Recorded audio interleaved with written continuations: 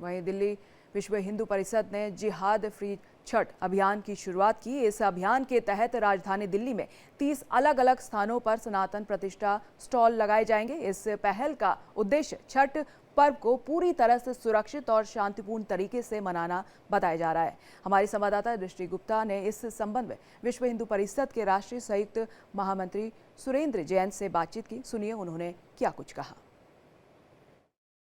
इस समय दिल्ली में जिहाद फ्री छठ को लेकर के कई तरह की बातें चल रही हैं और इसी पर बात करने के लिए हमारे साथ हैं विश्व हिंदू परिषद के केंद्रीय संयुक्त महामंत्री सुरेंद्र जैन जी।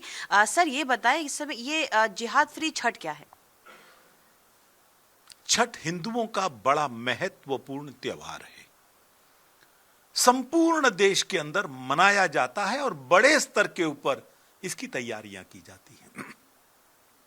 इस त्योहार में कोई ऐसी चीज न चली जाए जो हमारे धर्म के अनुकूल न हो, हमारी आस्थाओं के अनुकूल न हो, यह प्रत्येक हिंदू का अधिकार भी है। थूक मिली हुई रोटी, पेशाब मिला हुआ जूस और स्पर्म तक का भी विषय सामने आ रहा है। इस तरह की चीज तुम बेचोगे और उम्मीद करोगे तुम्हारी दुकानें लगने दी जाएं, यह संभव नहीं है। तो इसके लिए क्या विश्व हिंदू परिषद अब अलग से 300 स्टॉल लगाएगी और उस पर अपना किस तरीके का शुद्ध सामान बेचेगी जिससे कि लोगों को मिला हुआ सामान ना मिले, जैसे जिहादी लोग करते हैं? यह विश्व हिंदू परिषद दिल्ली की पहल है, दिल्ली प्रदेश की।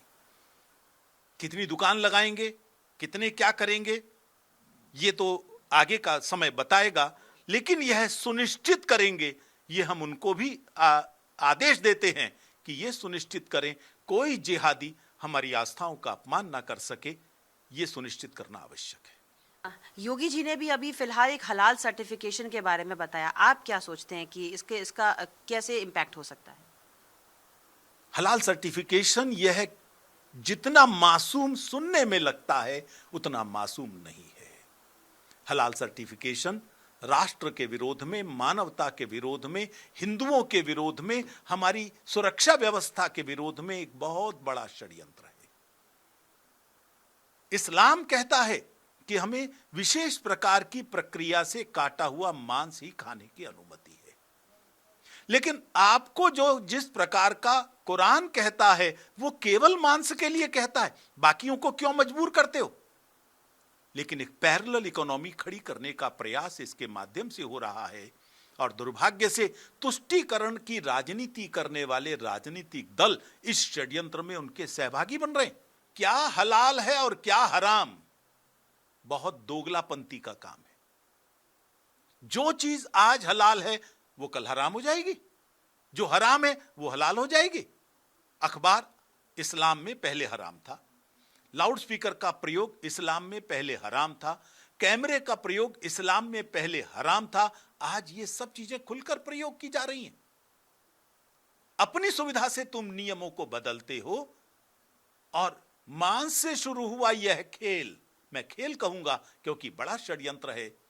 आज खाने पीने की ऐसी चीजें जो शाकाहारी करते हैं, नमकीन, मिठाइयां, औषधियां, इनके लिए हलाल सर्टिफिकेशन, कॉस्मेटिक्स के लिए हलाल सर्टिफिकेशन, बिल्डिंग्स के लिए हलाल सर्टिफिकेशन, 2.5 लाख करोड़ रुपया ये व्यवसाय है।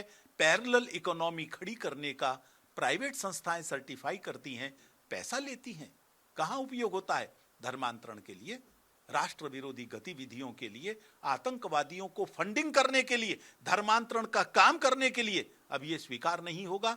हमारी अपील है सभी राज्य सरकारों से, योगी जी के कदम को फॉलो करें, उसका अनुसरण करें।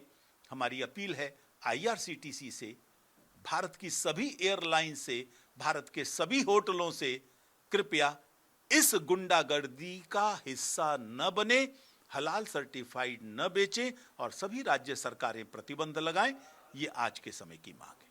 बहुत बहुत शुक्रिया हमसे बात करने के लिए। कैमरामैन कमल सिंह बिष्ट के साथ दृष्टि गुप्ता, इंडिया डेली, दिल्ली।